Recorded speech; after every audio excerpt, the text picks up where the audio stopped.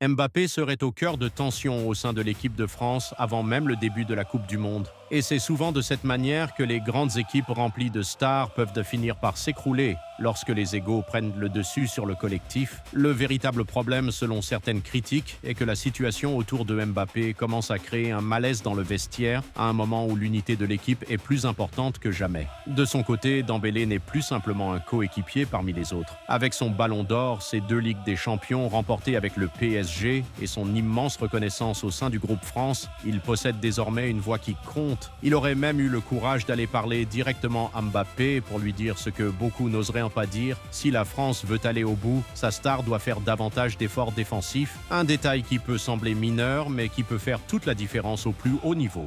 Dembélé connaît d'ailleurs parfaitement l'évolution du PSG après le départ de Mbappé. Sous Luis Enrique, une nouvelle philosophie s'est imposée. Tout le monde défend, tout le monde presse, et aucun joueur n'est au-dessus du collectif. Puis est arrivée l'affaire avec Kanté. Lors d'un match amical, Mbappé aurait demandé à récupérer le brassard de capitaine alors qu'il restait seulement quelques minutes à jouer, une demande qui n'aurait pas été bien reçue par Kanté. Depuis cet épisode, une certaine distance entre les deux joueurs semble s'être installée, renforcée par une vidéo récente où leur froideur a fait beaucoup parler. C'est finalement la grande question qui accompagne Mbappé partout où il évolue. Son talent est incontestable. Il fait partie des meilleurs joueurs du monde et peut changer le cours d'un match à lui seul. Mais une interrogation demeure, est-ce que le collectif dirige Mbappé ou est-ce Mbappé qui finit par dicter les règles du collectif ?